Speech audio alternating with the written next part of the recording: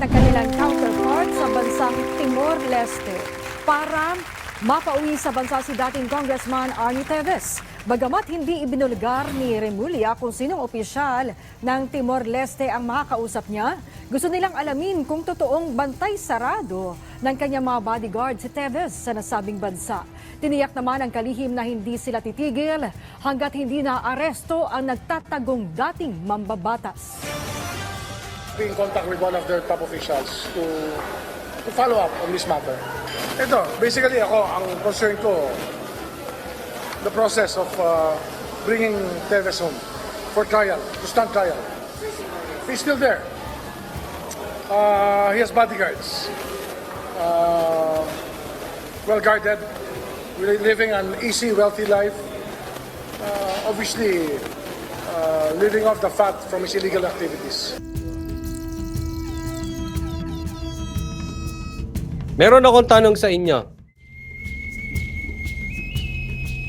Meron bang sinabing bago si Boying? Sige nga. Meron ba? O paulit-ulit na naman? Litanya niya. Bakit? Ang lakas ba sobra ng balitang Sara ngayon? Kaya ayaw mong mawala, kaya meron ka na namang pa-interview ek na yan. Kasi baka makakalimutan ka ng tao. Ha? Kaya may ganyan pa ganyan ka. Kasi pag pinakinggan ko yung sinabi niya, siguro mga 5 times niya nang sinabi yan sa ibang interviews. Lagi naman ganyan, may bodyguard siya, nasa Timor-Leste siya, ipapahuli siya, pauwiin siya rito para harapin ang batas, etc. etc. Paulit-ulit. Kaya nga lumalabas niyan, gusto mo lang maging relevant. Kasi dati, pansin nyo ha, may buwan na talagang araw-araw ang balita, Boying. Pagsabayin ba naman niya, Bantag Teves. Palitan yun, this week Bantag, next week Teves. Bantag Teves. Eh meron pang linggo, pinagsabay pa, Bantag Teves. Eh di araw-araw siya ngayon. Eh ngayon, Sara. Di pa interview rin siya. Sali ko. Oy, wag niyo akong kalimutan. Tatakbo ko. Parang ganun ang datingan. Tatakbo ako sa 2025 senator. So, eto, anong masasabi mo sa interview? Ipapahuli natin at kukontakta. Ha? Dati mo nang sinabi yan, inulit mo lang. Ang bihira naman ito si ano, oh. Sabi ni Kitty, oy, naka-green siya. wag na siya magsara, hindi bagay.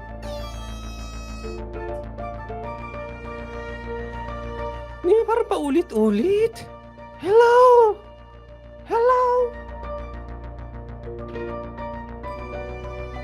Tapos, hindi ko nagustuhan yung sinabi niyang huli.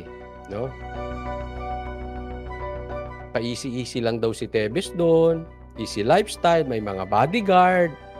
Obviously, siya ay hindi verbatim pero ang pinapalabas niya, yung kanyang ginagastos doon yung mga kinikita niya at kinita niya sa mga illegal activities ni Teves. Andiyan ka na naman Nagbibintang ka na naman Ang tanong, may katunayan ba yan?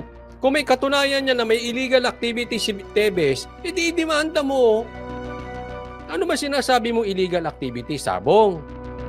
STL. Di ba nga naiiwan na? Na kanino na STL?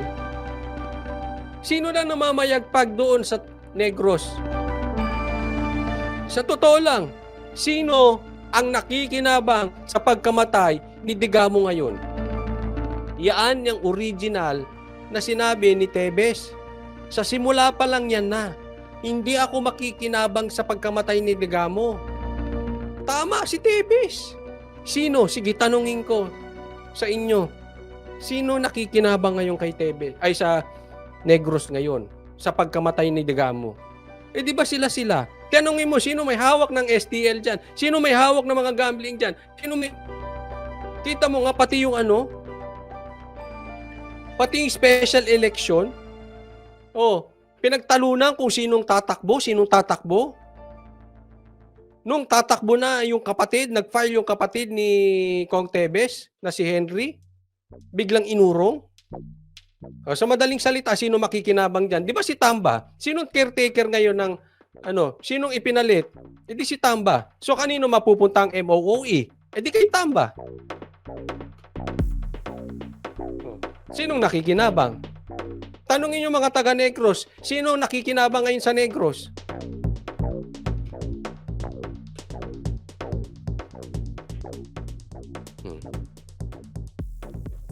Di ba? Simple lang naman.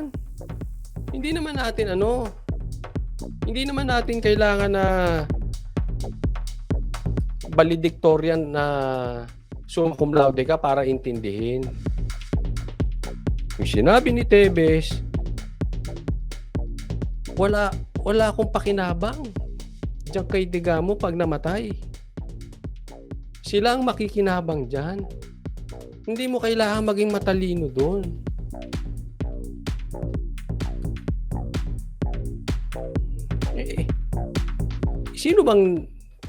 Sino bang nagpipiesta diyan sa Negros? Di ba sila?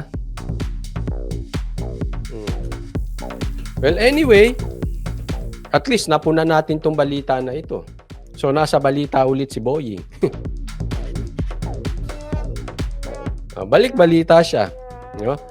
Ganito, ako suggestion ko lang sa'yo, Boying. Para, suggestion lang naman. Kung ayaw mo, diwag. Diwag mo. Dali naman tayong kausap eh.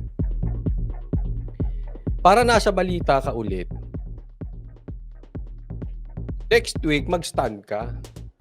Ako, gayain mo si Aimee. Ako ay mananatiling taga-suporta ni PRRD. Number 1 ka agad sa balita niyan. Or sabihin mo, ako ay panig sa ginawa ni Tamba na hindi payagan ang confidential funds kay Sara. Sausaw ka lang.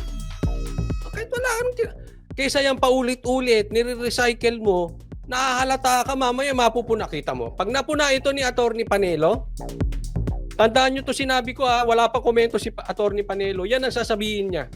Inulit mo lang eh. At least nakisawsaw ka ron. Pero wag na yung wag na yung pababalikin mo ICC. Alam mo kung bakit? Pag sinabi mo pababalikin mo ICC, bubuelta sa pagmumukha mo yon kasi sinabi nyo na hindi nyo pababalikin. Tapos ngayon pababalikin nyo na naman. Hindi maganda. Wag, sausaw ka na lang dun sa issue ni Sara, ha? Antayin natin, ha? Tinan nyo, ha? Antayin natin ang komentaryo dito ni Atty. Panelo. Tinan mo, ganyan din ulit yan, ha?